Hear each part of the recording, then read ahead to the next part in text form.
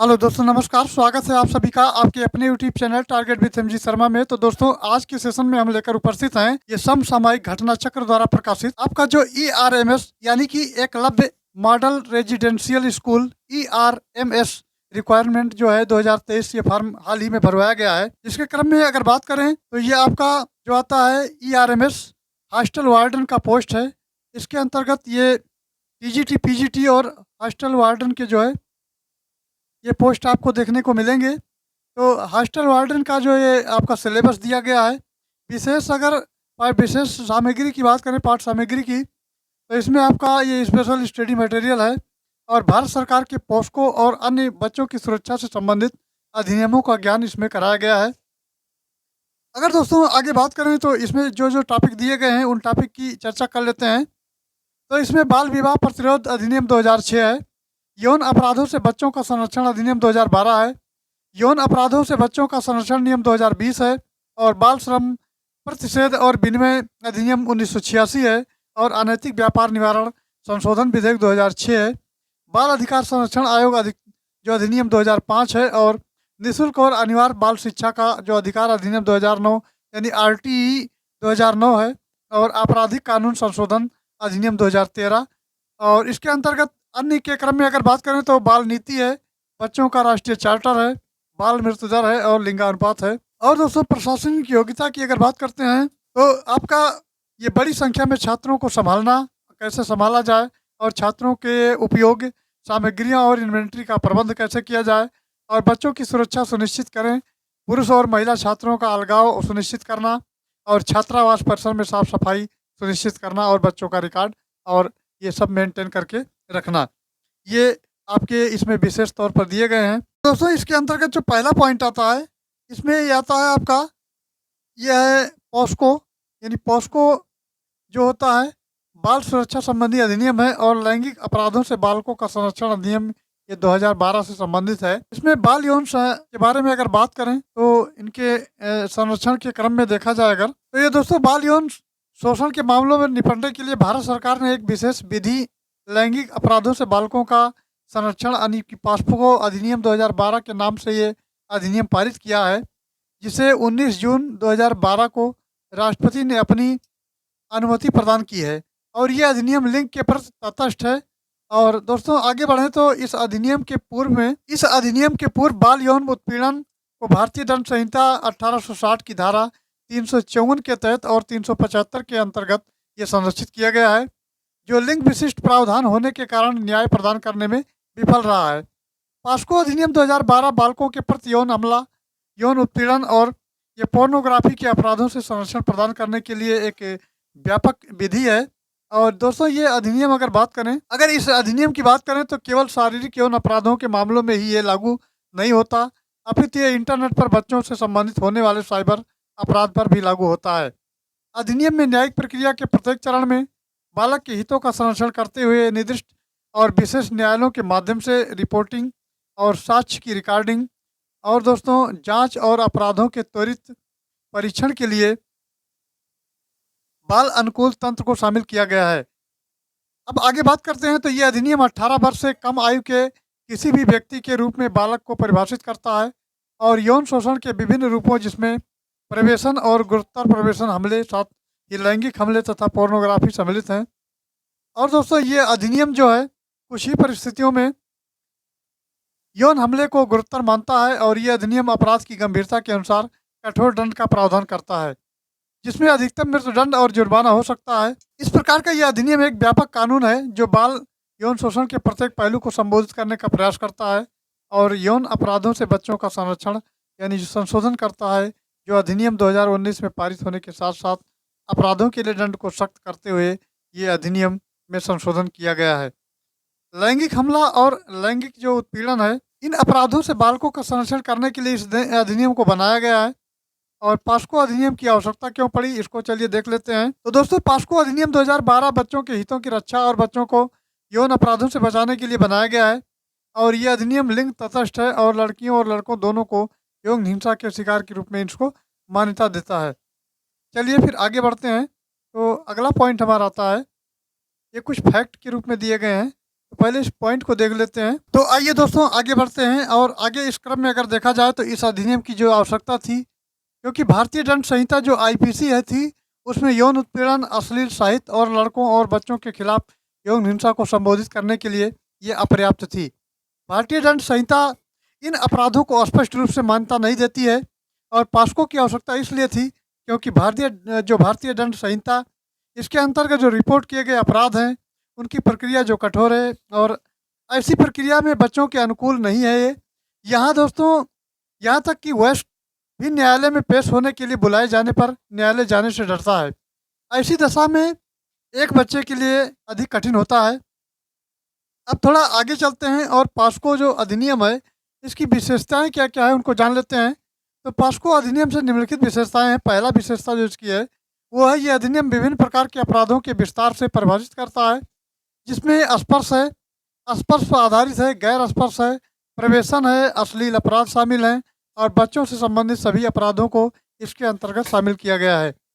अब इसके कुछ महत्वपूर्ण बिंदु हैं, उनको देख लेते हैं। तो महत्वपूर्ण बिंदुओं की अगर चर्चा करें दोस्तों, तो पास्को एक्ट का संक्षिप्त नाम है, ये लैंगिक अपराधों से बालकों का संरक्षण अधिनियम 2012 है। और लैंगिक हमला, लैंगिक उत्पीड़न, अश्लील साहित्य के अपराधों से बालकों का संरक्षण करने के लिए इन अधिनियम को बनाया गया है।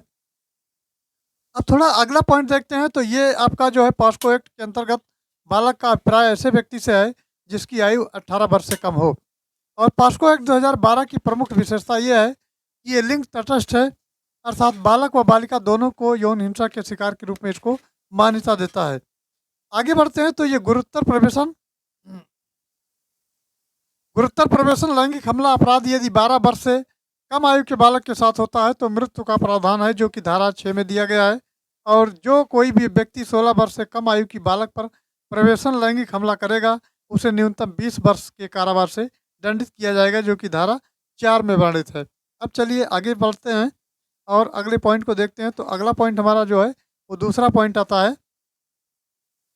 दोस्तों, ये अधिनियम 18 वर्ष से कम आयु के व्यक्ति को एक बच्चे के रूप में परिभाषित करता है, और इस अधिनियम के अंतर्गत पीड़ित को मुआवजा देने का प्रावधान किया गया है।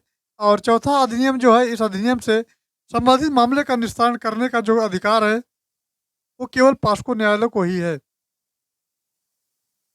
अब अगला पॉइंट जो हमारा है ये है, अगर बात करें पांचवें पॉइंट की, तो दोषी साबित होने तक निर्दोष का सिद्धांत पास्को अधिनियम 2012 से संबंधित मामले में लागू नहीं होता है।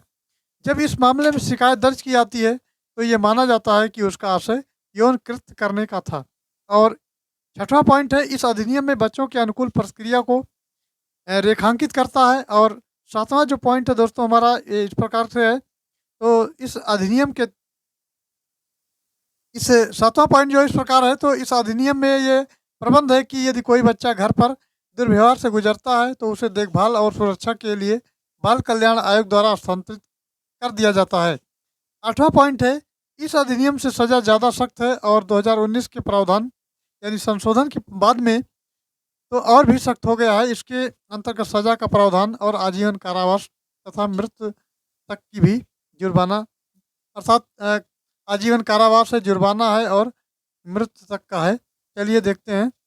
तो नेक्स्ट पॉइंट हमारा जो आता है ये है,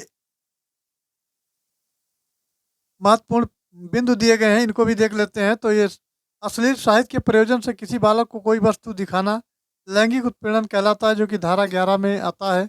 और बालकों से संबंधित अपराध की रिपोर्ट विशेष किशोर पुलिस इकाई और स्थानीय पुलिस के पास दर्ज कराई जाती है, जो कि धारा 19 में वर्णित है।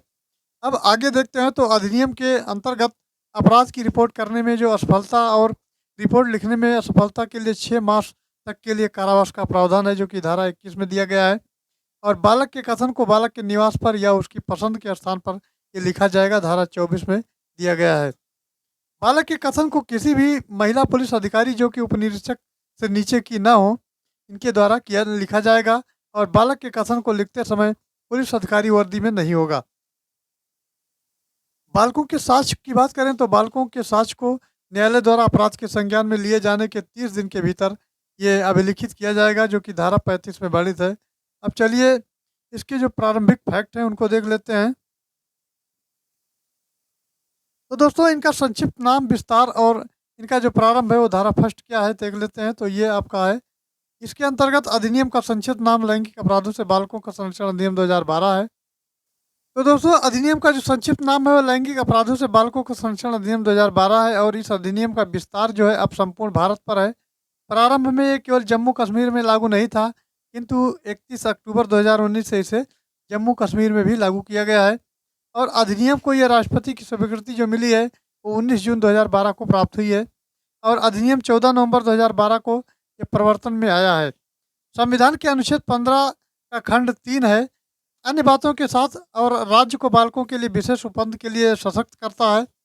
और आगे अगर बात करें तो संयुक्त राष्ट्र की जो महासभा है इसके द्वारा अंगीकृत बालकों के अधिकारों से संबंधित है और ये अभी समय को भारत सरकार ने भी 11 दिसंबर 1992 को इसको अंगीकृत किया है। इस अधिनियम में कुल 9 अध्याय हैं और 46 धाराएं हैं। 9 अध्याय और 46 धाराएं हैं। अब चलिए एक एक करके उनको देखते हैं। तो जो परिभाषाएं इसकी है, धारा 2 है, उसके अंतर्गत देखते हैं क्या क्या आता है। तो गुरुतर प्रवेशन लैंगिक हमला धारा 2(a) के तहत जो दिया गया है, गुरुतर प्रवेशन लैंगिक हमला का वही अर्थ है जो धारा 5 में दिया गया है। चलिए आगे बढ़ते हैं और अगले पॉइंट को देखते हैं। तो हमारा जो अगला पॉइंट है दोस्तों, ये है आपका गुरुतर लैंगिक हमला। गुरुतर लैंगिक हमला धारा 2(b) में दिया गया है और गुरुतर लैंगिक हमला का वही अर्थ है जो धारा 9 में दिया गया है। बालक धारा बालक है जो धारा 2(d) में दिया गया है। और अगर बात करें तो बालक से ऐसा कोई व्यक्ति जाना जाता है जिसकी आयु 18 वर्ष से कम है।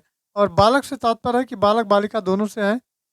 बालक का जो तात्पर्य है वो बालक बालिका दोनों से है। और बालक संबंधी अश्लील साहित्य जो है ये धारा 2(d)(a) के तहत आता है।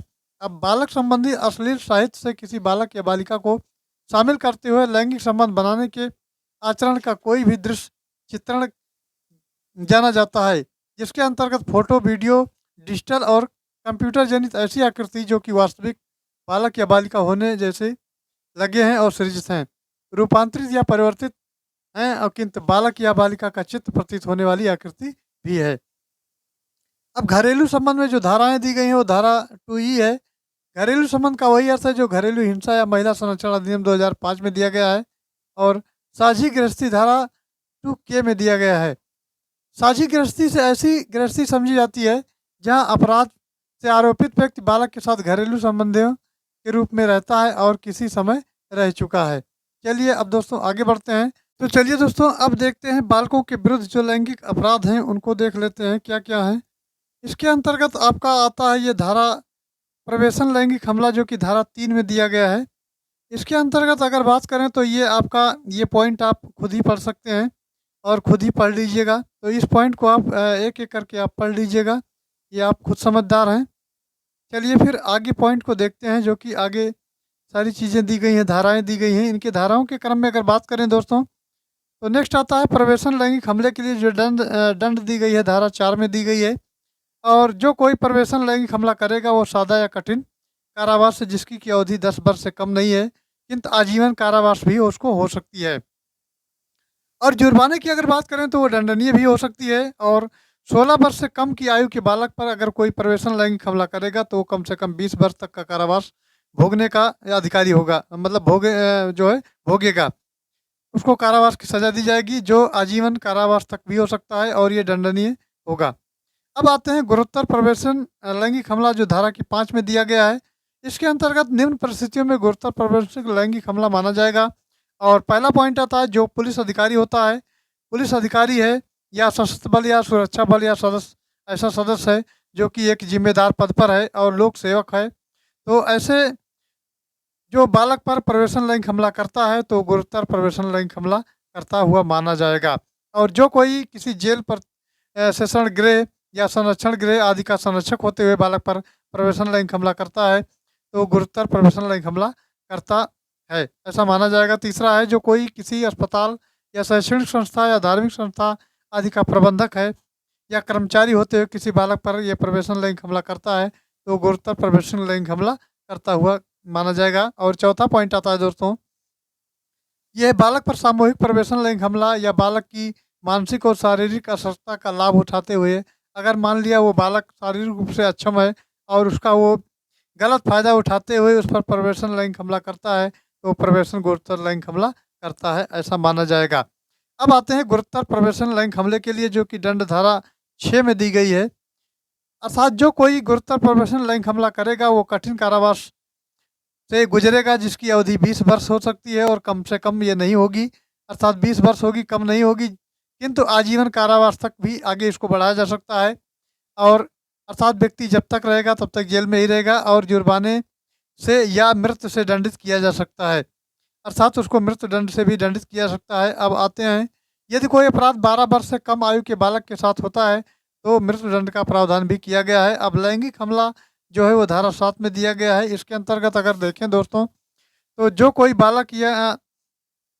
बालक यौनी लिंग गुदा या स्तनों से स्पर्श करता है अथवा लैंगिक आशय से बालक से ऐसा कोई अन्य कृत्य कार्य करता है, तो उसको जो है निम्न जो दिए गए हैं प्रावधान उसके आधार पर दंडित किया जाएगा।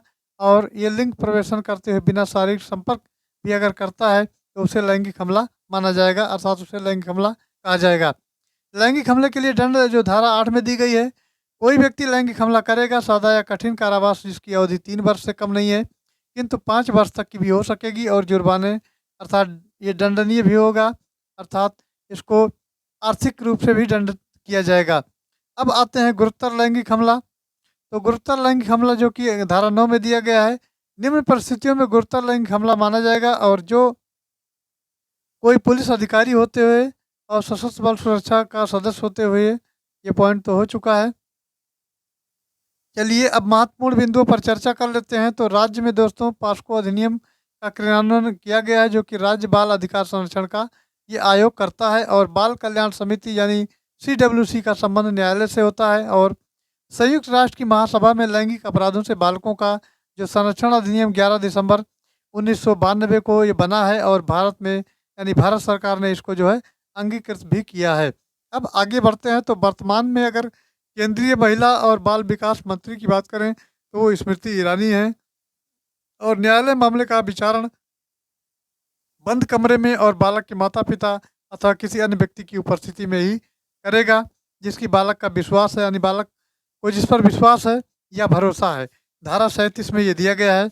और आगे बढ़ते हैं, तो गोपनीयता का जो नियम है वो धारा 23 में निहित है। किस धारा में निहित है? 23 में निहित है। बोन आसिफिकेशन परीक्षण संबंधी जो नियम है वो धारा 34 में वर्णित किया गया है। अब दोस्तों आगे बढ़ते हैं, अगले पॉइंट को अगर देखें तो ये 5वां पॉइंट हमारा आता है। 5वें पॉइंट की अगर बात करें तो जो कोई बालक पर घातक आयुध, अग्नायुध, गर्म पदार्थ या संरक्षण पदार्थ का प्रयोग करते हुए, संक्षारक कोई पदार्थ है उसका प्रयोग करते हुए लैंगिक हमला करता है तो वो गुरुतर लैंगिक हमला करता हुआ माना जाएगा। और गुरुतर लैंगिक हमले के लिए जो दंड धारा संहिता दी गई है वो धारा 10 में वर्णित है। जो कोई गुरुतर लैंगिक हमला करेगा वो सादा अथवा कठिन कारावास जिसकी अवधि 5 वर्ष से कम नहीं है किंतु 7 वर्ष तक की भी हो सकेगी, और जुर्माने से भी इसको दंडित किया जाएगा। अब दोस्तों आते हैं, लैंगिक उत्पीड़न जो है वो धारा 11 में दिया गया है। ये क्या है देख लेते हैं।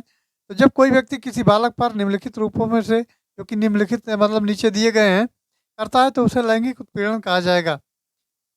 चलिए आगे देखते हैं। तो अब ये पॉइंट जो दिए गए हैं, पहला पॉइंट जिसमें आता है, इसमें कोई शब्द कहे और बालक उसे सुने, अर्थात कोई व्यक्ति कोई शब्द कहता है, बालक उसको सुनता है, अंग विक्षेप करे अथवा बालक उसे देखे, या कोई वस्तु या शरीर का कोई भाग अश्लील उद्देश्य से बालक को दिखाए, तो इसमें भी जो है दंड संहिता की धारा शामिल की गई है। और दूसरा पॉइंट आता है, अश्लील प्रयोजनों के लिए किसी बालक को प्रलोभन देता है या उसके लिए पारितोषण देता है, तो उसमें भी ये निम्न धाराएं लगेंगी। अब ये लैंगिक उत्पीड़न के लिए दंड धारा 12 जो दिया गया है, जो कोई व्यक्ति किसी बालक पर लैंगिक उत्पीड़न करेगा वो सादा है अथवा कठिन कारावास जिसकी अवधि 3 वर्ष है तक की हो सकेगी, और उसको जुर्माने से भी दंडित किया जा सकेगा। अब आते हैं, अब विभिन्न जो अश्लील प्रयोजनों के लिए बालक का उपयोग करता है, अर्थात अश्लील प्रयोजन के लिए बालक का उपयोग और उसके लिए दंड जो धारा बनाई गई है वो कुछ इस प्रकार से है। अब चलिए इसको देख लेते हैं। तो अगर बात करें दोस्तों, इसको पहले सेट कर लें। हाँ, तो अगर बात की जाए तो अश्लील प्रयोजन के लिए बालक का उपयोग जो धारा 13 में दी गई है, इसको भी देख लेते हैं। तो धारा 13 में ये दिया गया है, जो कोई किसी बालक का मीडिया से किसी रूप में लैंगिक प्रयोजनों के लिए उपयोग करता है तो इस अपराध को दोषी करार दिया जाएगा। दोस्तों इसमें पहला पॉइंट आता है कि बालक अगर बालक के जनेंद्रियों का प्रदर्शन करना या बालक का उपयोग वास्तविक या नकली लैंगिक कार्यों में करना या बालक का अशोभनीय या अश्लीलतापूर्वक प्रदर्शन करना, ये आदि सभी शामिल हैं। अश्लील प्रयोजनों के लिए बालक के उपयोग के लिए जो दंड दिया गया है वो धारा 14 दिया गया है। जो कोई अश्लील प्रयोजन के लिए बालक का उपयोग करेगा वो कारावास से जिसकी अवधि कम से कम 5 वर्ष की होगी और जुर्माने से उसको दंडित किया जाएगा।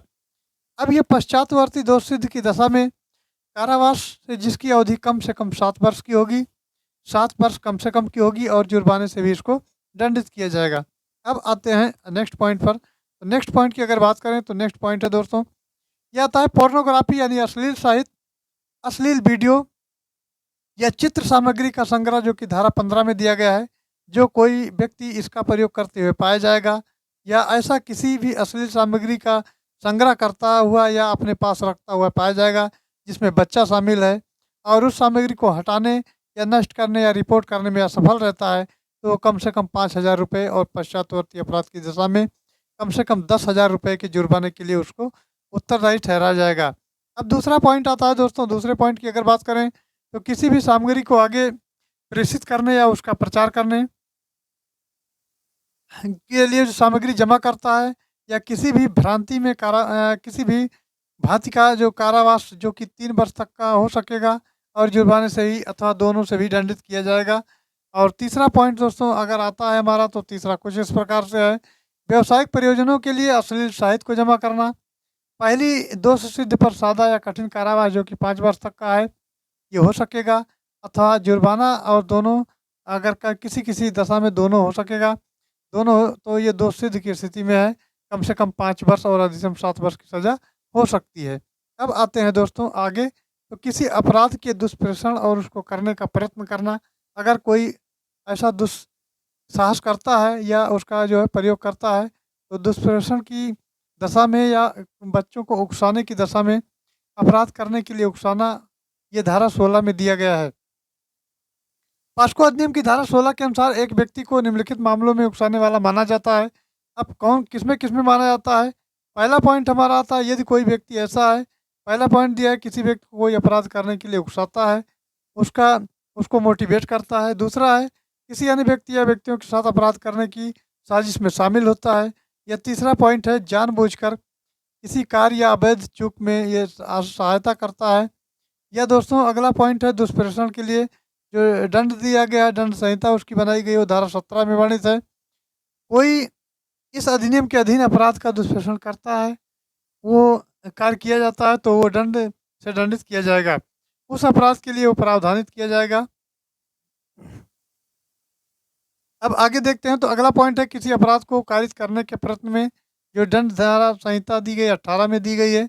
जो कोई इस अधिनियम के अधीन दंडनीय किसी अपराध को करता है या करने का प्रयास करता है तो वो व्यक्ति किसी अपराध को करवाता भी है, और ऐसे अपराध जो प्रयास हैं अपराध करने के लिए कोई कार्य करता है तो वो सादा या कठिन कारावास से यथास्थिति उसकी अवधि जो आजीवन हो सकती है कारावास या आधे तक, या उसे अपराधित प्रावधानित कारावास से उसकी अवधि अधिकतम अधिक अवधि तक आधे की हो सकेगी और जुर्माना दोनों हो सकता है। अब आते हैं दोस्तों मामलों की रिपोर्ट करने की जो प्रक्रिया है, इसके अंतर्गत अगर बात करें तो धारा 19 में दिया गया है। अपराधों की जो रिपोर्ट करने की जो प्रक्रिया है वो धारा 19 में वर्णित है।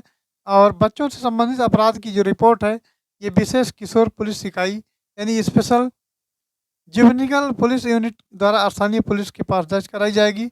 और मामले की रिपोर्ट करने और अभिलेखित करने में विफल रहने के लिए जो दंड संहिता बनाई गई है वो दंड संहिता धारा 21 के अंतर्गत दी गई है। कौन सी धारा है? 21 है। इसके अनुसार जो कोई व्यक्ति धारा 19 के अंतर्गत किसी अपराध की रिपोर्ट करने में असफल रहता है या रिपोर्ट लिखने में असफल रहता है तो उसे 6 मास के कारावास या जुर्माने दोनों से दंडित किया जाएगा। जुर्माना भी हो सकता है और आर्थिक दंड भी दिया जा सकता है।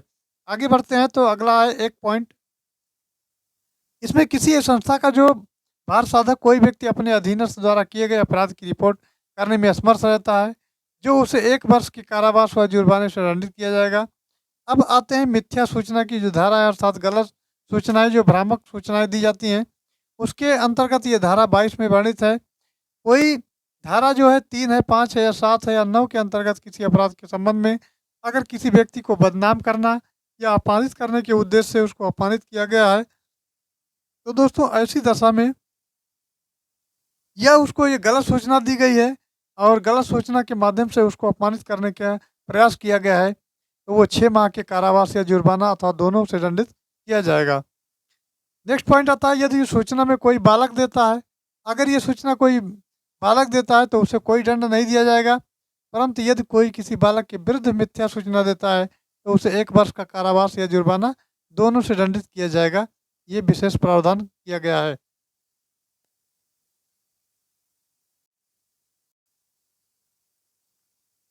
अब दोस्तों आगे है मीडिया के लिए ये प्रक्रिया जो धारा 23 दी गई है।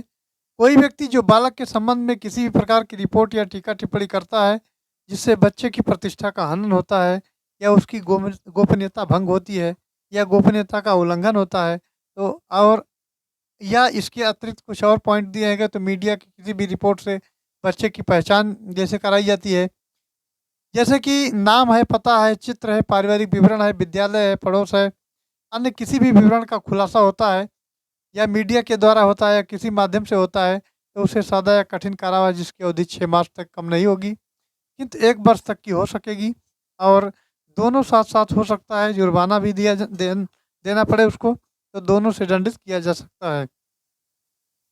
ये जो है धारा में प्रवाहित ये धारा जो है धारा में वर्णित किया गया है, वो धारा 23 दी गई है आपकी। चलिए आगे बढ़ते हैं। अब नेक्स्ट पॉइंट आता है, बालक के कथनों को अभिलिखित करने की जो प्रक्रिया है, इसके अंतर्गत अगर दोस्तों बात करें तो बालक के कथन में अभिलिखित जो धारा है वो 24 दी गई है। पहला पॉइंट आता है, बालक के बयान को उसके घर पर या उसकी सुविधा के स्थान पर महिला पुलिस अधिकारी द्वारा जो कि उपनिरीक्षक के पद से नीचे नहीं होंगी, निम्नलिखित यानी अभिलिखित किया जाएगा, अर्थात उससे पूछताछ की जाएगी। दोस्तों दूसरा पॉइंट की अगर बात करें तो दूसरा पॉइंट कहता है कि बालक की बात को अभिलिखित करते समय पुलिस पदाधिकारी वर्दी में नहीं होगा। तीसरा पॉइंट है, जांच अधिकारी ये सुनिश्चित करेगा किसी भी समय अथवा किसी भी प्रकार से अभियुक्त बालक के संपर्क में नहीं आए, अर्थात जिसने ये कांड किया है। चौथा पॉइंट आता है दोस्तों, बालक को किसी भी परिस्थिति में रात को पुलिस थाने में नहीं रखा जाएगा। और पांचवा पॉइंट है, पुलिस अधिकारी ध्यान रखेगा कि बालक की पहचान जनता और मीडिया में उजागर ना हो और न्यायालय की जो आज्ञा के बिना बालक के संबंध में जानकारी नहीं दी जाएगी। अब आता है मजिस्ट्रेट द्वारा बालक के कथन का अभिलेखन जो धारा 25 में दिया गया है। पहला पॉइंट आता है, यदि बालक का कथन दंड प्रक्रिया संहिता धारा 164, अक्सर कहते सुना होगा 164 का बयान दर्ज हुआ या नहीं, तो 164 का बयान दर्ज होता है और इसके अंतर्गत जो अधिलिखित करना है, तो मजिस्ट्रेट ऐसा कथन बालक के शब्दों में लिखेगा जैसा बालक बोलेगा। अब आते हैं दूसरा पॉइंट क्या है, तो दूसरे पॉइंट की अगर बात करें तो पुलिस द्वारा धारा 173 के तहत अंतिम रिपोर्ट प्रस्तुत करने पर मजिस्ट्रेट बालक के माता पिता या उसके कोई भी अन्य प्रतिनिधि हैं, घर के सदस्य हैं, उनकी एक प्रति उसको देगा। अब दोस्तों आगे आते हैं, बालक का बयान दर्ज करने के लिए ये अतिरिक्त प्रावधान किए गए हैं जो कि धारा 26 में वर्णित है। क्या वर्णित है देख लेते हैं। तो पहला पॉइंट आता है कि मजिस्ट्रेट या पुलिस अधिकारी बालक का बयान बालक के किसी भी पारिवारिक सदस्य यानी माता पिता हों या ऐसे कोई व्यक्ति हों जिनके बालक पर विश्वास है, उसके सामने ये दर्ज करेंगे। और दूसरा दोस्तों पॉइंट अगर आता है तो दूसरा पॉइंट कहता है कि जहाँ भी आवश्यक होता है हो, मजिस्ट्रेट या पुलिस अधिकारी एक अनुवादक या दुभाषीय की सहायता से ले सकते हैं। जैसे बालक कुछ बोल रहा है तो उसका अनुवाद करने वाला भी होना चाहिए जिसको आसानी से उसको समझा जा सके। तीसरा पॉइंट आता है, बालक सुनने बोलने देखने में असमर्थ है तो ऐसे में विशेष शिक्षक की सहायता भी ली जाएगी जो बालक की बात को समझ सकता हो। अब आगे आते हैं, चौथा पॉइंट आता है, जहाँ तक अगर संभव हो सके वहाँ मजिस्ट्रेट या पुलिस अधिकारी सुनिश्चित करेगा कि बालक के कथन को श्रव्य दृश्य माध्यम से सहायक व्यक्ति की उपस्थिति में ये अभिलिखित किया जाएगा। दोस्तों नेक्स्ट पॉइंट हमारा है, बालक की चिकित्सीय परीक्षा जो है वो धारा 27 में दी गई है। अब धारा 27 की अगर बात करें तो पहला पॉइंट आता है, जिस बालक के साथ यौन अपराध हुआ है उसकी चिकित्सीय जांच कराई जाए। और दोस्तों ये चाहे सूचना यानी एफआईआर उसकी लिखी गई है या रिपोर्टिंग नहीं हुई है, एक किसी भी कंडीशन में ये जांच उसको करानी है। दूसरा पॉइंट आता है, यदि पीड़ित व्यक्ति बालिका है तो मेडिकल जांच महिला डॉक्टर द्वारा की जाएगी। बालक की मेडिकल जांच माता पिता या अभिभावक की उपस्थिति में की जाएगी। यदि ये सभी व्यक्ति उपस्थित नहीं हैं तो उस व्यक्ति की उपस्थिति में जो मेडिकल जांच होगी जिस पर बालक को भरोसा हो। अब चौथा पॉइंट आता है दोस्तों, बालक की चिकित्सीय जो जांच के दौरान यदि बालक के माता पिता या भरोसेमंद व्यक्ति उपस्थित नहीं हो सकते तो मेडिकल जांच चिकित्सीय संस्था के प्रमुख द्वारा निर्दिष्ट की जाएगी और किसी महिला की उपस्थिति में की जाएगी। अब आगे आते हैं, विशेष न्यायालय है उसके बारे में चर्चा करते हैं। तो विशेष न्यायालय की अगर दोस्तों बात की जाए तो इसके अंतर्गत विशेष न्यायालय को अभिलिखित ये अभिहित किया जाना है जो कि धारा 28 में दिया गया है। अपराधों का विचारण जल्द से जल्द हो सके और इसके लिए राज्य सरकार और उच्च न्यायालय के मुख्य न्यायाधीश से परामर्श से राजपत्र में अधिसूचना द्वारा प्रत्येक जिले हेतु सेशन न्यायालय को जो कि विशेष न्यायालय होगी निर्दिष्ट करेगी। अब आगे बढ़ते हैं, अगर ऐसा कोई जो सेशन न्यायालय है जो बालक अधिकार संरक्षण अधिनियम 2005 अथवा उस समय लागू किसी अन्य कानून के अधीन है तो पास्को अधिनियम के अंतर्गत अपराधों की सुनवाई कर रहा है, तब इसी तरह के उद्देश्यों के विचारण हेतु ये नामित न्यायालय विशेष न्यायालय समझा जाएगा। अब आगे बढ़ते हैं, इस न्यायालय के अंतर्गत अगर ये गठित विशेष न्यायालय उन मामलों पर विचारण करने में यह अधिकार होगा जिसमें किसी प्रकार के कृत्य व्यवहार अथवा रीति से बालक का ऑनलाइन दुरुपयोग किया जाता है। अब दोस्तों आगे बढ़ते हैं, तो ये आपका पॉइंट है कतिपय अपराधों के बारे में ये उपधारणा दी गई है जो कि धारा 29 में दी गई है। तो इसके अंतर्गत ये किसी व्यक्ति के विरुद्ध कोई मामला है, किसी बालक के विरुद्ध कोई मामला है या दोस्तों किसी बालक के विरुद्ध यौन अपराध को करने अथवा करने के लिए उकसाने या प्रयत्न करने का प्रयास करता है तो उसे विशेष न्यायालय ये मानेगा कि उस व्यक्ति ने अपराध किया है जब तक कि इसके विरुद्ध साबित नहीं कर दिया जाता, जब तक कि अपराध साबित नहीं हो जाता। और आपराधिक मना स्थिति जो है उसकी उपधारणा क्या है जो कि धारा 30 में दी गई है। अब चलिए इसको भी देख लेते हैं। तो दोस्तों विशेष न्यायालय ये अनुमान लगाएगा कि अपराधी को अपराध का ज्ञान था या उसका इरादा या मकसद ऐसा करना था कि जब तक कि उसके विरुद्ध ये साबित नहीं हो जाता और उसकी मानसिक स्थिति ऐसी नहीं थी। अब नेक्स्ट पॉइंट आता है हमारा विशेष लोक अभियोजक जो कि धारा 32 में दिया गया है। पहला पॉइंट आता है, राज्य सरकार मामले का संचालन करने के लिए प्रत्येक विशेष न्यायालय में एक विशेष लोक अभियोजक की नियुक्ति करेगी। दूसरा दोस्तों पॉइंट आता है, दूसरे पॉइंट की बात करें तो कोई व्यक्ति जो विशेष लोक अभियोजक के रूप में नियुक्त किए गए हैं या नियुक्त किए जाने के लिए तभी पात्र होगा जब वो अधिवक्ता के रूप में कम से कम 7 वर्ष कार्य किया हो, यानी एक वकील के रूप में वो कम से कम 7 वर्ष तक का कार्य किया हो। चलिए आगे बढ़ते हैं। अब नेक्स्ट पॉइंट दोस्तों आता है विशेष न्यायालयों की प्रक्रिया और शक्तियाँ और साक्ष्य अभिलेखन उनके क्या हैं उनको भी देख लेते हैं। अगर दोस्तों बात करें तो विशेष न्यायालयों की जो प्रक्रिया है और उसकी शक्तियाँ हैं ये धारा 33 में दी गई हैं। इसके अंतर्गत अगर दोस्तों बात करते हैं तो कोई विशेष न्यायालय ऐसा अपराध होने की शिकायत प्राप्त होने पर या ऐसे अपराध की पुलिस रिपोर्टिंग पर उस अपराध को संज्ञान ले सकेगा। आगे बढ़ते हैं, दूसरा पॉइंट हमारा आता है, अगर अपराधी की ओर से उपस्थित विशेष लोक अभियोजक या वकील बालक की मुख्य परीक्षा या परीक्षा या पुनः परीक्षा करते समय बालक से पूछे जाने वाले प्रश्न जो है विशेष न्यायालय को संसूचित करेगा जो पुनः उस प्रश्नों को बालक के समक्ष रखेगा। अब आगे तीसरा पॉइंट हमारा आता है, यह है विशेष न्यायालय। विशेष न्यायालय की बात करें तो यदि आवश्यक समझे तो विचारण के दौरान बार बार बालक की विराम की अनुमति दे सकता है उसको। और चौथा पॉइंट आता है, विशेष न्यायालय बालक के परिवार के किसी भी सदस्य, संरक्षक हो या मित्र हो या रिश्तेदार हो जिसमें बालक अपना भरोसा रखता है, न्यायालय में उपस्थित होने की अनुमति देकर बालक के लिए मित्रतापूर्ण वातावरण पैदा करेगा। अब दोस्तों पांचवा पॉइंट आता है, पांचवा पॉइंट इस प्रकार है कि विशेष न्यायालय ये सुनिश्चित करता है या सुनिश्चित करेगा कि बालक को न्यायालय में गवाही देने के लिए बार बार नहीं बुलाया जाएगा, उसका न्यायालय में बार बार जो है उसको नहीं बुलाया जाएगा और एक बार उसका जो है बयान ले लिया जाएगा। अब नेक्स्ट आता है छठवां पॉइंट, विशेष न्यायालय विचारण के दौरान बालक से आक्रामक या चरित्र हनन संबंधी प्रश्न पूछने की अनुमति नहीं देता है और ये सुनिश्चित करेगा कि सभी समय बालक की गरिमा को बनाए रखी जाए। चलिए आगे देखते हैं, तो अगला पॉइंट हमारा है सातवां पॉइंट।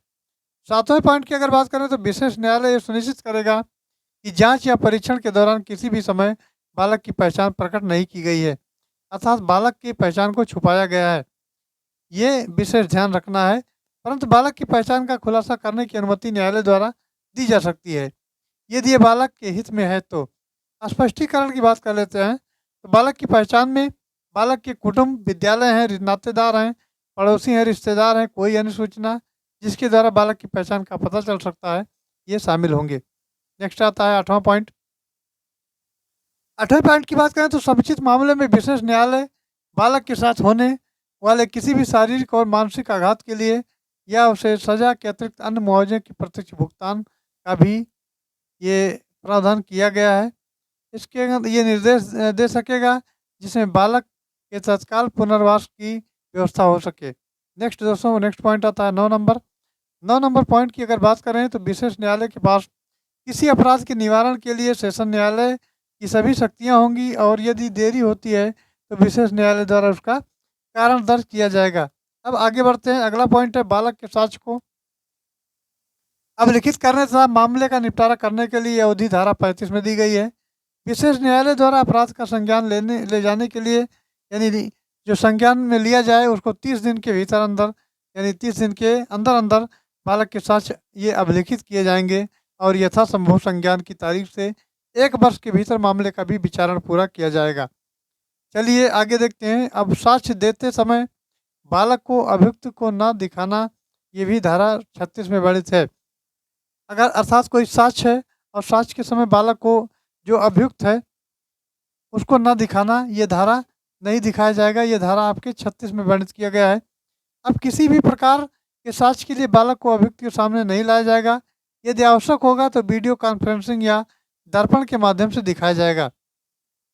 नेक्स्ट पॉइंट आता है विचारण बंद कमरे में संचालन, धारा 37 दिया गया है। विशेष न्यायालय के मामलों में विचारण बंद कमरे में और बालक के माता पिता अथवा किसी अन्य व्यक्ति की उपस्थिति में करेगा जिस पर बालक को विश्वास है।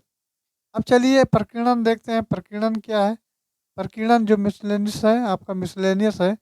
अब देखते हैं विशेष सहायता देने हेतु बालक के लिए दिशा निर्देश की धारा 39 है। तो दोस्तों आगे बढ़ते हो प्रकीर्णन अर्थात मिसलेनियस को देख लेते हैं। तो मिसलेनियस की अगर बात करें तो इसमें विशेष सहायता लेने के लिए बालक के जो दिशा निर्देश दिए गए हैं, अच्छा जो धारा दी गई है वो धारा 39 दी गई है। इसके अंतर्गत दोस्तों राज्य सरकार बालक की सहायता करने के लिए गैर सरकारी संगठनों जैसे पेशेवर हैं, विशेषज्ञों हैं और ऐसे व्यक्तियों जिनके के पास मनोविज्ञान, सामाजिक कार्य, मानसिक स्वास्थ्य और बाल विकास का ज्ञान है, इनके लिए मार्ग निर्देश तैयार करेगी। नेक्स्ट दोस्तों बात करें अगर विधि व्यवसाय की सहायता से, ये विधि व्यवसाय की सहायता लेने के लिए बालक का जो अधिकार है वो धारा 40 में दिया गया है।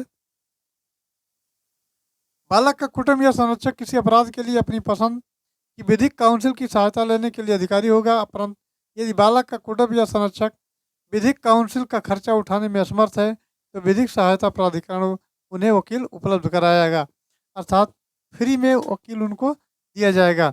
अधिनियम के बारे में अगर लोक जागरूकता की बात करें तो ये धारा 43 में दिया गया है और केंद्र सरकार और प्रत्येक राज्य में राज्य सरकार ये सुनिश्चित करने के लिए सभी उपाय करेगी। क्या उपाय करेगी चलेगी आगे देखते हैं। तो उपाय क्या होना है? उपाय की अगर दोस्तों बात करें तो पहला उपाय ये होगा कि साधारण जनता जो है बालकों के साथ ही अपने माता पिता और संरक्षकों को इस अधिनियम के उपबंधों के प्रति जागरूक बनाने के लिए इस अधिनियम के उपबंधों का मीडिया, जिसके अंतर्गत टेलीविज़न है, रेडियो है, प्रिंट मीडिया है, ये भी शामिल है, के माध्यम से नियमित अंतरालों पर व्यापक प्रचार किया जाए। नेक्स्ट की दोस्तों बात करें तो दूसरा पॉइंट हमारा आता है यह है केंद्रीय सरकार और राज्य सरकारों के अधिकारों को, अन्य संबंधित व्यक्तियों को और इसके अधिनियम के प्रावधानों के कार्यान्वयन से संबंधित विषयों पर समय समय पर प्रशिक्षण प्रदान किया जाए। अब नेक्स्ट पॉइंट पर आते हैं। तो नेक्स्ट हमारा अधिनियम के क्रियान्वयन की निगरानी जो कि धारा 44 में दी गई है। अधिनियम का ढंग से अनुपालन हो और इसके लिए उसकी निगरानी राष्ट्रीय बाल अधिकार संरक्षण आयोग के द्वारा और राज्य बाल अधिकार संरक्षण आयोग के माध्यम से की जाती है। नियम बनाने की जो शक्ति है दोस्तों वो धारा 45 में दी गई है और केंद्र सरकार इस अधिनियम के प्रयोजनों को लागू करने के लिए राजपत्र में अधिसूचना द्वारा ये नियम बना सकती है। कठिनाइयों को दूर करने की जो शक्ति है, कठिनाइयों को दूर करने की जो शक्ति दी गई है वो धारा 46 में दी गई है। अब नेक्स्ट देखते हैं धारा 46 में क्या क्या दिया गया है। तो इस अधिनियम की अगर बात करें तो उपबंध को लागू करने में कोई कठिनाई आती है तो केंद्र सरकार राजपत्र में ये प्रकाशित कर नियमों के द्वारा ये इसे लागू कर सकेगी, परंतु ये नियम या आदेश यथाशीघ्र संसद में प्रत्येक सदन में रखा जाएगा।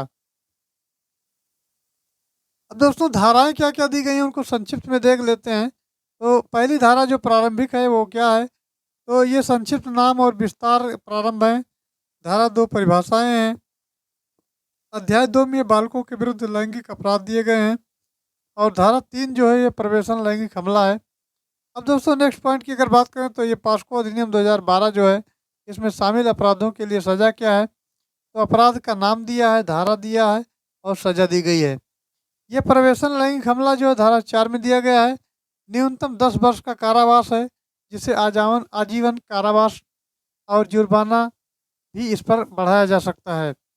दूसरे पॉइंट की अगर दोस्तों बात करें तो दूसरा पॉइंट आपका आता है कि 16 वर्ष से कम आयु के बालक पर प्रवेशन लैंगिक हमला है, जो कि 4 धारा में वर्णित किया गया है। और ये न्यूनतम 20 वर्ष का कारावास, जिसे प्राकृतिक जीवन काल के लिए कारावास तक बढ़ाया जा सकता है, ये जुर्माना हो सकता है। नेक्स्ट पॉइंट की बात करें, तीसरा पॉइंट है दोस्तों, तीसरा है ये गुरुतर प्रवेशन लैंगिक हमला है, जो कि धारा 6 में दिया गया है। न्यूनतम 20 वर्ष का कठोर कारावास है, जिसे प्राकृतिक जीवन काल के लिए और कारावास जुर्माना ये दोनों बढ़ाया जा सकता है या मृत्यु तक इसको बढ़ाया जा सकता है। अब नेक्स्ट पॉइंट आता है, ये चौथा जो है लैंगिक हमला है, 8 धारा में दिया गया है और ये कम से कम 3 वर्ष और अधिकतम 5 वर्ष तक का कारावास और जुर्माना दोनों हो सकता है।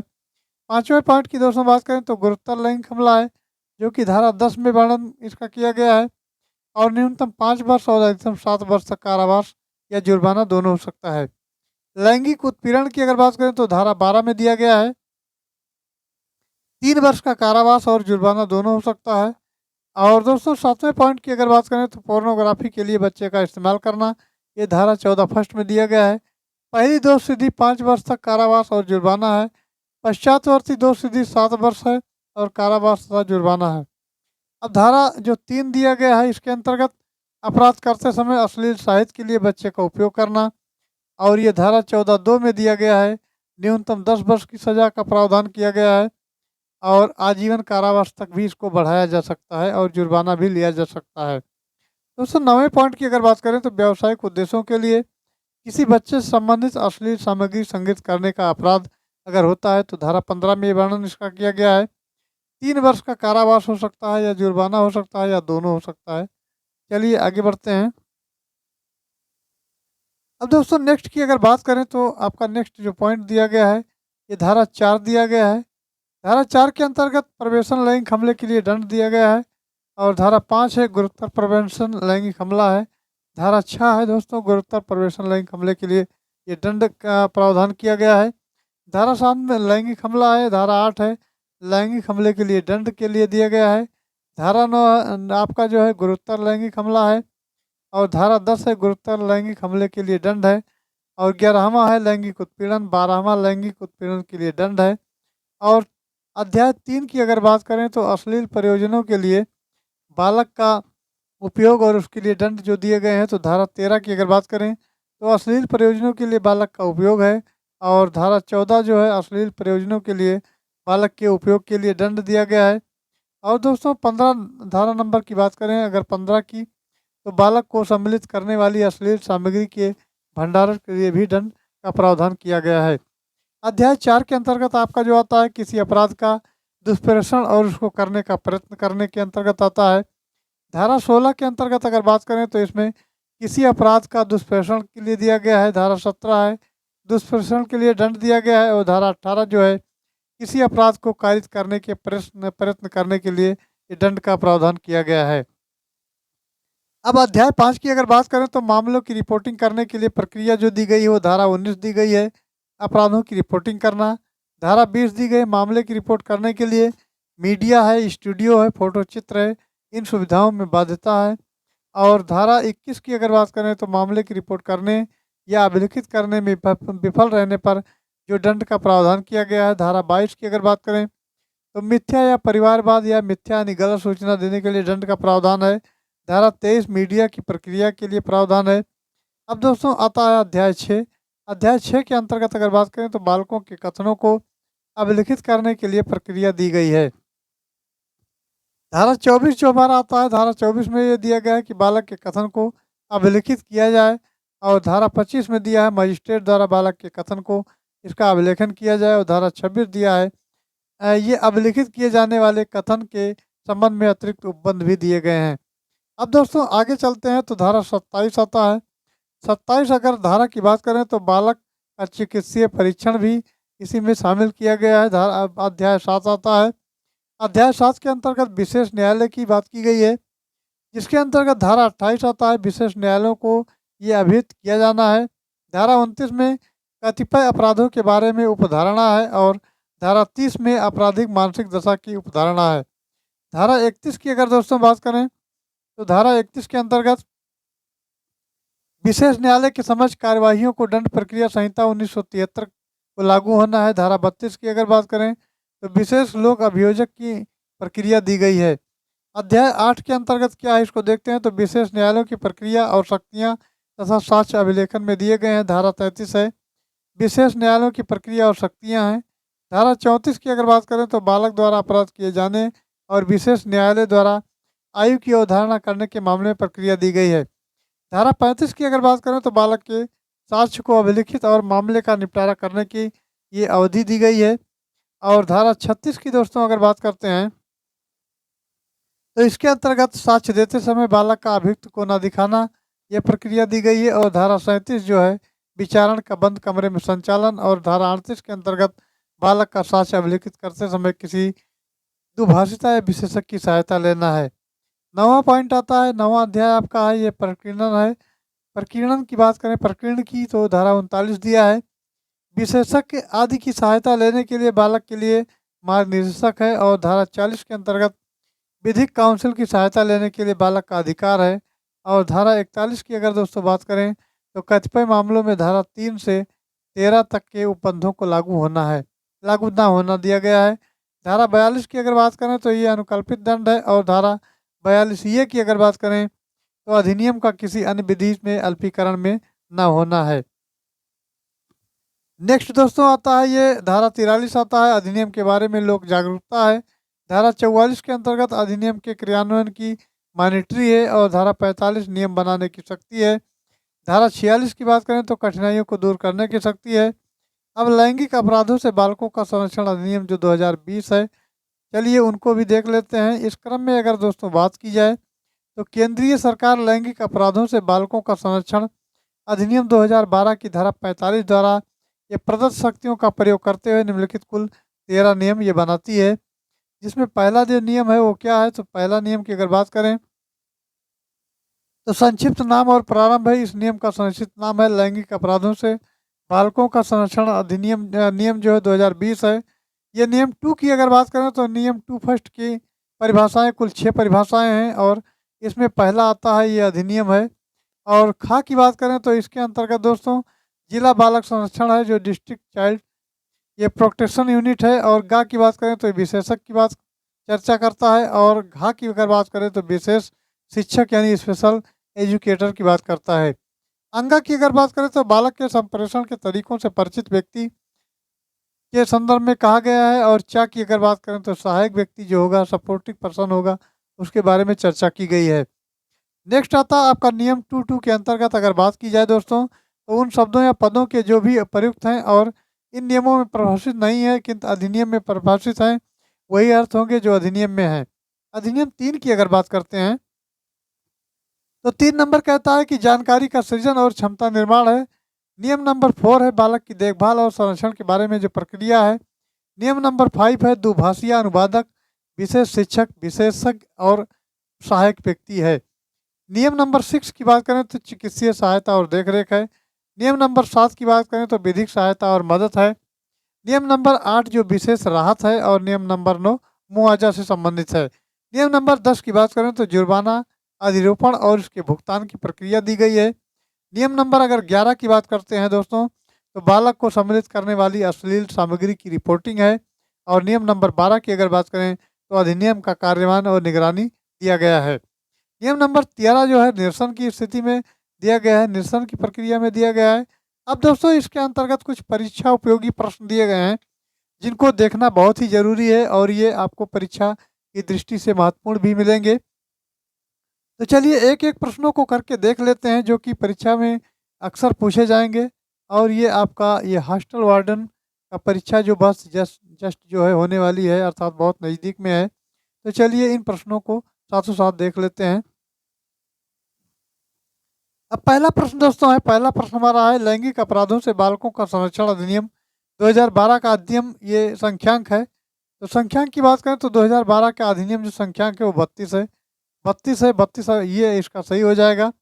चलिए नेक्स्ट की अगर बात करें दोस्तों तो नेक्स्ट प्रश्न जो हमारा है ये उसका डिटेल से दिया गया स्पष्टीकरण है। लैंगिक अपराधों से बालकों का संरक्षण अधिनियम 2012 का अधिनियम जो है इसमें संख्यांक जो है 32 है। इस अधिनियम का संक्षिप्त नाम अगर दोस्तों बात करें तो लैंगिक अपराधों से बालकों का संरक्षण अधिनियम 2012 है। ये अधिनियम 14 नवंबर 2012 को प्रवर्तन में आया है। अब नेक्स्ट हमारा जो दूसरा क्वेश्चन है कुछ इस प्रकार से है। दूसरे क्वेश्चन की अगर बात कर लेते हैं तो दोस्तों ये है लैंगिक अपराधों से बालकों का संरक्षण अधिनियम। ये दोस्तों अधिनियम को क्या करता है, राष्ट्रपति की अनुमति जो कब प्राप्त हुई है, तो कब प्राप्त हुई है तो ये इसको जो ऑप्शन इसके दिए गए हैं ये दिया है 21 अगस्त 2012 को, 19 जून 2012 को, 21 सितंबर 2012 को या 21 जुलाई 2012 को। तो इसका जो सही उत्तर हो जाएगा ये आपका 19 जुलाई 2012 को ये प्राप्त हुआ है। और लैंगिक अपराधों से बालकों का जो संरक्षण अधिनियम 2012 है ये राष्ट्रपति की अनुमति इसको मिली है अर्थात इसकी जो स्वीकृति इनको मिली है वो 9 जून 2012 को मिली है और ये अधिनियम 14 नवंबर 2012 को प्रवर्तन में आया है। इसका जो विस्तार है वो पूरे भारत में है, पूरे भारत पर इसका विस्तार है। चलिए आगे देखते हैं। तीसरा क्वेश्चन देख लेते हैं दोस्तों। तो तीसरा नंबर क्वेश्चन कहता है लैंगिक अपराधों से बालकों का संरक्षण अधिनियम 2012 का विस्तार कहाँ पर है, तो संपूर्ण भारत पर है, जम्मू कश्मीर राज्य के सिवाय संपूर्ण भारत पर है, छावनी क्षेत्रों को छोड़कर संपूर्ण भारत पर है या संपूर्ण उत्तर प्रदेश राज्य में है। तो दोस्तों संपूर्ण भारत पर इसके पहले ये बताया गया है तो संपूर्ण भारत पर है, ये इसका सही जवाब हो जाएगा। अब लैंगिक अपराधों से अगर बालकों के संरक्षण की बात करते हैं तो ये अधिनियम जो है 2012 का विस्तार रूप है और ये रूप जो दोस्तों है ये विस्तार है ये संपूर्ण भारत पर है। प्रारंभ में जम्मू और कश्मीर में इसका विस्तार नहीं था लेकिन 31 अक्टूबर 2019 से जम्मू कश्मीर पर भी इसका विस्तार लागू हो गया है। चलिए चौथा नंबर क्वेश्चन देखते हैं दोस्तों। अगर चौथे नंबर क्वेश्चन की बात करें तो पॉस्को एक्ट का पूर्ण नाम क्या है, तो पॉस्को एक्ट का जो पूर्ण नाम है वो लैंगिक अपराधों से बालकों का संरक्षण अधिनियम 2012 है। बी इसका सही जवाब हो जाएगा। अब पॉस्को एक्ट का जो पूरा नाम है वो लैंगिक अपराधों से बालकों का संरक्षण अधिनियम 2012 अर्थात the protection of children from sexual offence act 2012 है। अब चलिए आगे देखते हैं पांचवा नंबर क्वेश्चन। पांचवा नंबर क्वेश्चन की अगर बात कर लेते हैं तो पांचवा नंबर क्वेश्चन कहता है कि बालक से ऐसा कोई व्यक्ति जिसकी आयु 18 वर्ष से कम है। तो अब फिर से कहा गया है, क्या कहा गया है, किस धारा में कहा गया है, तो धारा 2 में कहा गया है अर्थात ये धारा 2 जो है घ में कहा गया है। बी इसका सही जवाब हो जाएगा। दोस्तों पॉस्को अधिनियम की धारा 2 घ में बालक शब्द को परिभाषित किया गया है और इसके अनुसार बालक से अभिप्रेत से ये जो है ऐसा व्यक्ति जिसकी आयु 18 वर्ष से कम है ये देखा गया है। छठा क्वेश्चन हमारा है प्रवेशन लैंगिक हमले का अर्थ को बताया गया है। तो किस धारा में, तो धारा 3 में बताया गया है। धारा 3 में प्रवेशन लैंगिक हमले के बारे में बताया गया है। चलिए आगे देखते हैं। अब दोस्तों नेक्स्ट पॉइंट हमारा आता है ये पॉस्को अधिनियम 2012 में प्रवेशन लैंगिक हमले के बारे में बताया गया है जिसके अनुसार बालक के प्राइवेट पार्ट या मुंह में कोई वस्तु या शरीर के अंग को घुसाना शामिल है, जिसमें बालक के शरीर के किसी अंग के साथ साथ छेड़छाड़ करना है या बालक के किसी और शरीर या यहाँ तक कि अपराधी के शरीर में प्रवेश कराना भी शामिल है। चलिए आगे देखते हैं सातवां नंबर क्वेश्चन। सातवां नंबर क्वेश्चन कहता है कि साझी गृहस्थी का तात्पर्य है। तो दोस्तों साझी गृहस्थी का जो तात्पर्य है आरोपित व्यक्ति का है, बालक के साथ घरेलू संबंधी रूप में रहता हो, घरेलू संबंधी रूप में रह चुका हो। तो ये उपरोक्त सभी अर्थात डी ऑप्शन इसका करेक्ट हो जाएगा। डी ऑप्शन करेक्ट हो जाएगा। तो पॉस्को अधिनियम की धारा जो 2 टा दी गई है, अब 2 टा में क्या क्या दिया गया है, तो साझी गृहस्थी के बारे में बताया गया है और इसके अनुसार साझी गृहस्थी से तात्पर्य ऐसी गृहस्थी से है जहाँ अपराध से आरोपित व्यक्ति बालक के साथ घरेलू नातेदारी में रहता है अथवा किसी समय रह चुका है। चलिए 8वां नंबर क्वेश्चन देखते हैं दोस्तों। तो 8वां नंबर क्वेश्चन कहता है कि प्रवेशन लैंगिक हमले के दोषी में को कितनी सजा का प्रावधान है। तो सजा का जो दोस्तों प्रावधान है वो कम से कम 10 वर्ष का कारावास है, आजीवन कारावास भी हो सकता है, जुर्माने से भी दंडित किया जा सकता है। तो ये तीनों जो है सही है, ए बी सी तीनों सही है, तो डी इसका सही हो जाएगा, अर्थात डी ऑप्शन राइट आंसर हो जाएगा। अब दोस्तों पॉस्को अधिनियम 2012 की जो धारा 4 है, इसके अनुसार जो कोई प्रवेशन लैंगिक हमला करेगा वो सादा या कठिन कारावास से जिसकी अवधि 10 वर्ष की होगी और कम नहीं होगी, ये आजीवन कारावास तक बढ़ तो सकती है, कम नहीं होगी, और जुर्माने से भी इसको दंडित होना पड़ेगा। 16 वर्ष से कम आयु के बालक पर जो कोई प्रवेशन लैंगिक हमला करेगा उसे कम से कम 20 वर्ष का कारावास जो कि आजीवन कारावास तक भी हो सकता है, ये होगा, ये प्रावधान किया गया है। अब नेक्स्ट बात आता है 9 नंबर क्वेश्चन। तो नेक्स्ट की बात करें तो गुरुतर प्रवेशन लैंगिक हमले को किस धारा में परिभाषित किया गया है। तो दोस्तों वो धारा 5 में परिभाषित किया गया है, ये धारा 5 में जो है परिभाषित किया गया है। गुरुतर प्रवेशन लैंगिक हमले को पॉस्को अधिनियम की धारा 5 में परिभाषित किया गया है और यह धारा 3 में प्रवेशन लैंगिक हमला, तो धारा 7 में लैंगिक हमला और धारा 9 में गुरुतर लैंगिक हमले को परिभाषित किया गया है। चलिए आगे बढ़ते हैं। अब दोस्तों 10वां नंबर क्वेश्चन हमारा था, ये कहता है कि लैंगिक यानी गुरुतर लैंगिक हमला किसे माना जाएगा। तो किसको माना जाएगा, चलिए इसको देखते हैं किसको माना जाएगा। तो इसके ऑप्शन की अगर बात कर लेते हैं तो यह है किसी अस्पताल, शैक्षिक संस्था, धार्मिक संस्था का कर्मचारी होते हुए किसी बालक पर यह लैंगिक हमला करता है, या मानसिक या शारीरिक आवश्यकता का लाभ उठाते हुए उस पर लैंगिक हमला करता है, या सुरक्षा बल का सदस्य होते हुए, या लोक सेवक होते हुए, या संरक्षक होते हुए बालक पर लैंगिक हमला करता है। तो इसमें ये सभी शामिल किए गए हैं, उपरोक्त सभी हो जाएगा, डी इसका सही उत्तर हो जाएगा। और ये यही चीज़ यहाँ भी दिया गया है। चलिए फिर आगे बढ़ते हैं। नेक्स्ट है 11 नंबर क्वेश्चन। दोस्तों 11 नंबर की बात करें तो गुरुतर प्रवेशिक लैंगिक हमले में दोषी को न्यूनतम कितने वर्ष की सजा का प्रावधान है। तो न्यूनतम जो है 20 वर्ष की सजा का प्रावधान है। ये पॉस्को अधिनियम 2012 की धारा 6 के अनुसार जो कोई व्यक्ति गुरुतर प्रवेशन लैंगिक हमला करेगा वो कठिन कारावास से जिसकी आयु 20 वर्ष से कम नहीं होगी, किंतु जो आजीवन कारावास तक भी हो सकती है, और जुर्माना भी उसको देना पड़ सकता है और मृत्युदंड भी दिया जा सकता है। इतने इतने प्रावधान हैं। चलिए आगे देखते हैं। अब 12 नंबर क्वेश्चन की बात कर लेते हैं दोस्तों। ये कहता है कि अधिनियम की धारा 4 में प्रवेशन लैंगिक हमला के लिए कितने दंड का प्रावधान है। तो इसका जो दंड का प्रावधान है दोस्तों वो आपका है, दोनों में से किसी भांति से कारावास से उसकी अवधि 10 वर्ष से कम नहीं होगी, किंतु जो आजीवन कारावास तक भी हो सकेगी और जुर्माना भी देना पड़ेगा। तो ये आपका ऑप्शन ये करेक्ट आंसर हो जाएगा, ये इज राइट आंसर। चलिए आगे देखते हैं।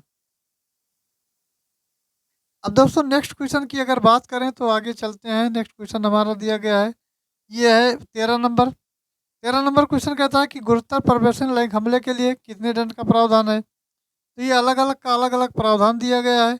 अब इसमें दोस्तों कारावास यानी कठोर कारावास से जिसकी अवधि 20 वर्ष से कम नहीं होगी, किंतु जो आजीवन कारावास तक भी जा सकती है और जुर्माना भी देना पड़ सकता है, तो बी इसका सही जवाब हो जाएगा। चलिए आगे देखते हैं। पॉस्को अधिनियम 2012 के अनुसार अगर धारा 6 के अनुसार देखा जाए तो कोई व्यक्ति गुरुतर प्रवेशन लैंगिक हमला करेगा तो कठिन कारावास से किसी जिसकी अवधि में 20 वर्ष से कम नहीं होगी, किंतु जो आजीवन कारावास तक हो सकती है, जुर्माने या मृत्यु से दंडित किया जा सकता है। चलिए आगे देखते हैं। 14 नंबर क्वेश्चन कहता है कि पॉस्को अधिनियम 2012 की धारा 8 के अनुसार लैंगिक हमले के लिए कितने दंड प्रावधान किए गए हैं। तो दोस्तों इसका जो प्रावधान किया गया है वो आपका किया गया है, दोनों में से किसी भांति कारावास में जिसकी अवधि 3 वर्ष से कम नहीं होगी, किंतु 5 वर्ष से अधिक हो सकती है, जुर्माना भी हो सकता है। चलिए आगे 15 नंबर क्वेश्चन देख लेते हैं। तो यह पॉस्को अधिनियम 2012 से संबंधित सही कथन नहीं है, सही कथन नहीं पूछा गया है। तो ये बालिका विशेष कानून है, ऐसा कुछ नहीं है, बालक बालिका दोनों के लिए लागू है। तो यही इसका सही हो जाएगा, बाकी सभी गलत हो जाएंगे। चलिए आगे देखते हैं। नेक्स्ट है दोस्तों 16 नंबर। 16 नंबर क्वेश्चन की अगर बात कर लेते हैं तो 7 वर्ष की बालिका पर प्रोफेशन लाइक हमला किया जाता है, अभी दंडित किया जा सकता है। कैसे दंड उसको दिए जा सकते हैं, तो उसको 20 वर्ष तक कारावास दिया जा सकता है। चलिए आगे बढ़ते हैं। 17 नंबर क्वेश्चन है दोस्तों। ये कहता है कि पॉस्को अधिनियम की धारा 10 के अनुसार गुरुतर लैंगिक हमले के लिए कितना दंड प्रावधान किया गया है। तो ये जो प्रावधान किया गया है दोस्तों, ये आपका है दोनों में से, अब दोनों में से किसी भांति कारावास से जिसकी अवधि कम से कम 5 वर्ष की नहीं होगी किंतु 7 वर्ष से भी हो सकेगी, जुर्माना भी हो सकता है। तो ये इसका सही जवाब हो जाएगा। चलिए आगे देखते हैं। अब आता है 18 नंबर क्वेश्चन। तो यह लैंगिक उत्पीड़न किस धारा से संबंधित है। तो दोस्तों धारा 11 से संबंधित है। लैंगिक उत्पीड़न जो है ये धारा 11 से संबंधित है। चलिए आगे देखते हैं।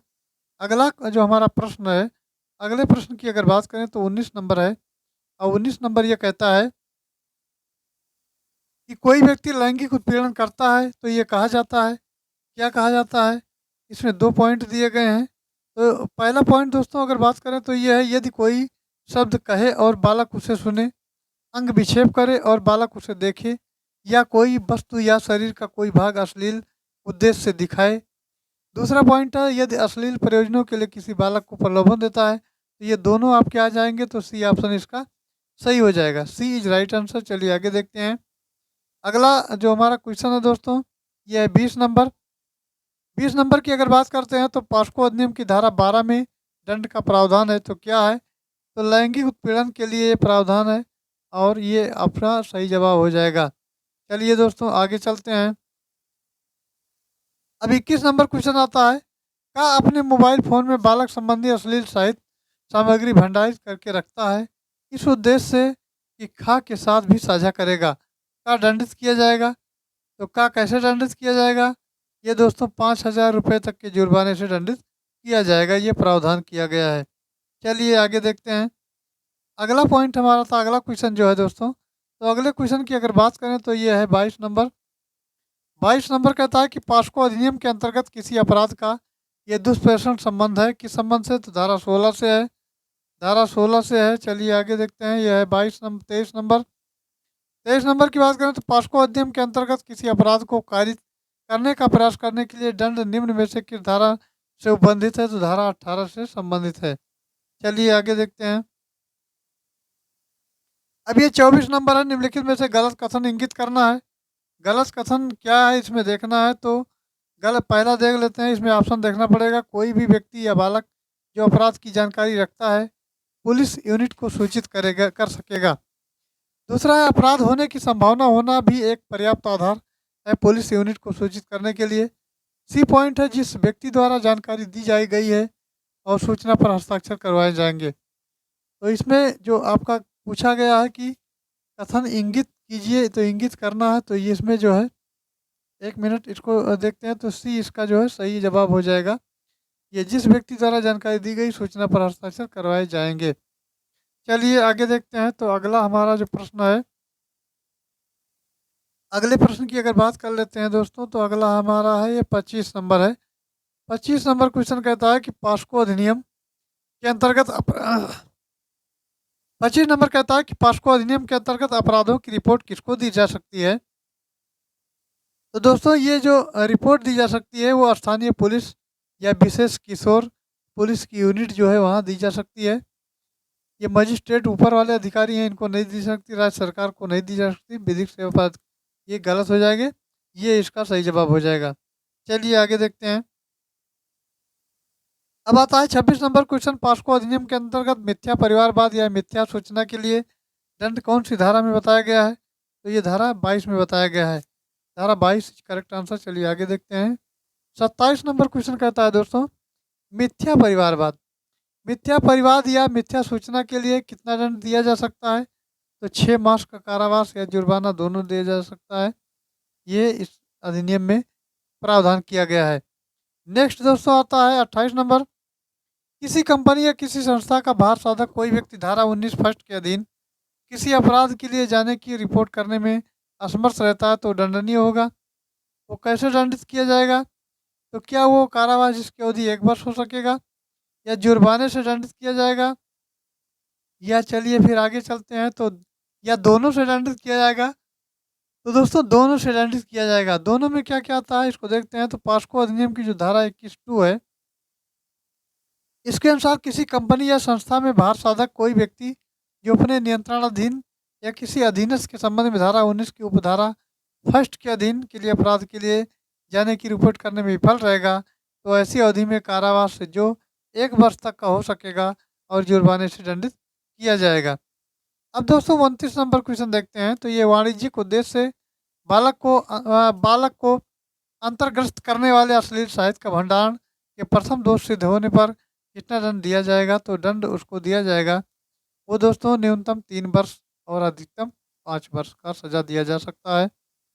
ये इसका करेक्ट आंसर हो जाएगा। चलिए आगे देखते हैं।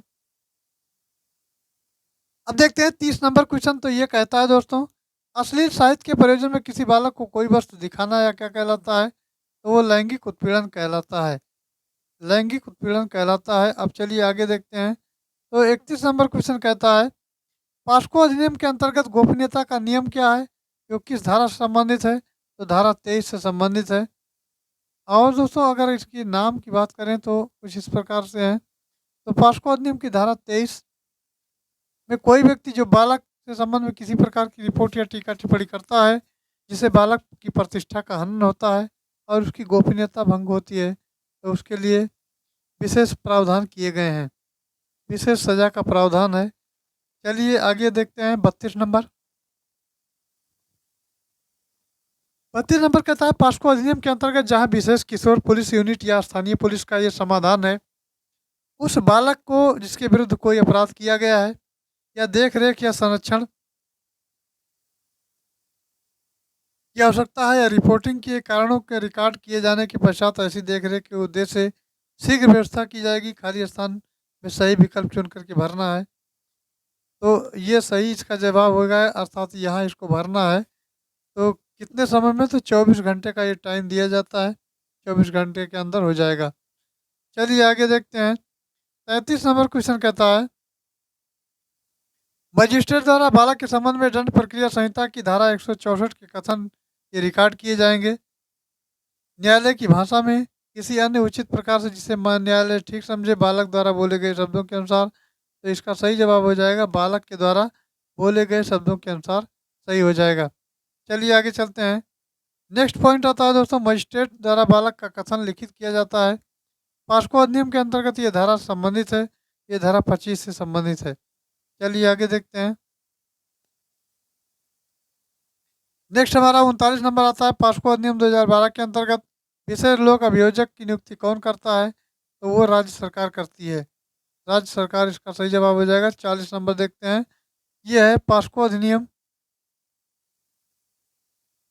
पॉस्को अधिनियम 2012 के अंतर्गत बालक के साक्ष्य को विशेष न्यायालय द्वारा अपराध के संज्ञान ले जाने के लिए कितने दिन के अंदर निम्नलिखित या अभिलिखित किया जाएगा?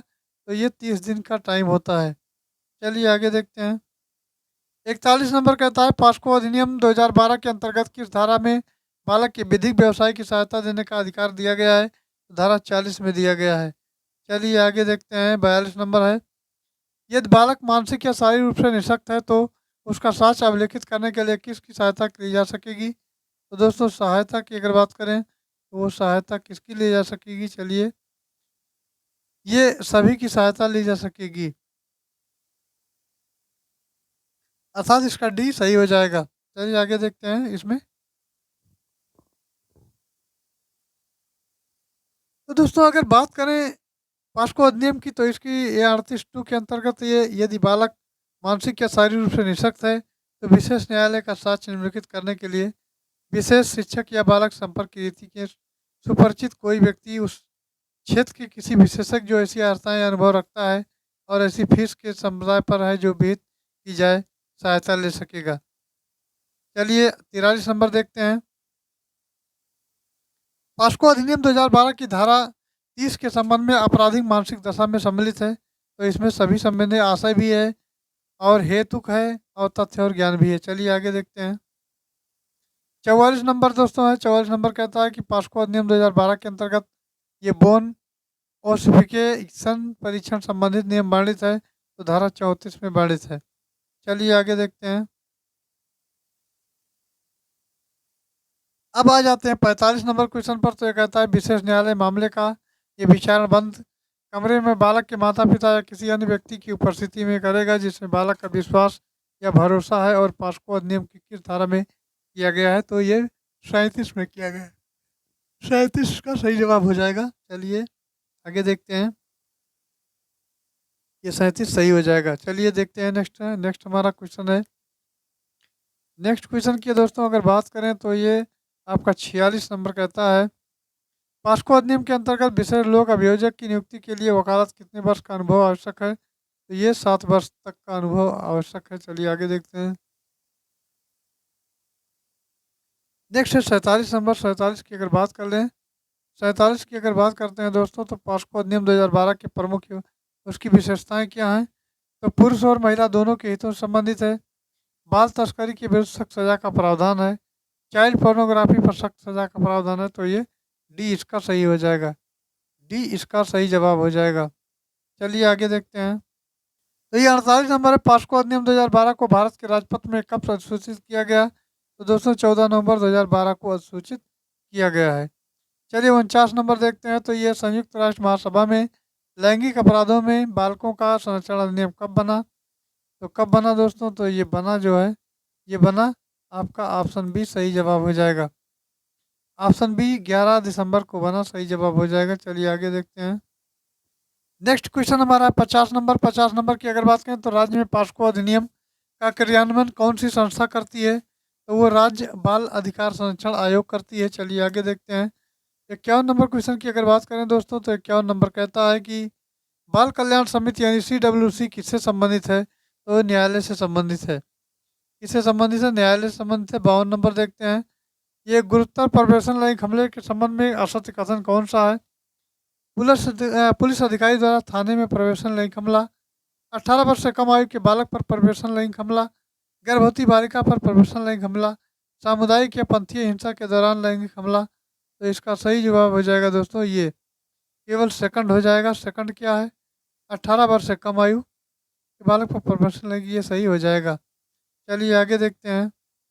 अगला क्वेश्चन देख लेते हैं जल्दी जल्दी। तो अगला क्वेश्चन कहता है कि 53 नंबर कहता है, क्या कहता है, ये कहता है भारत में वर्तमान केंद्रीय महिला का जो मंत्री कौन है, अर्थात भारत में वर्तमान केंद्रीय महिला और बाल विकास मंत्री कौन है, तो दोस्तों स्मृति ईरानी है। बी इसका सही जवाब हो जाएगा। चलिए आगे देखते हैं। अब आता है 54 नंबर। तो पॉस्को अधिनियम के अंतर्गत बालक के कथन को कौन अभिलिखित करता है, तो कौन करता है दोस्तों, तो ये करता है उपनिरीक्षक। जो एसआई होता है उपनिरीक्षक की पंक्ति ये अन्यून किसी पुलिस महिला अधिकारी द्वारा होता है, ये इसका सही जवाब हो जाएगा। चलिए आगे देखते हैं।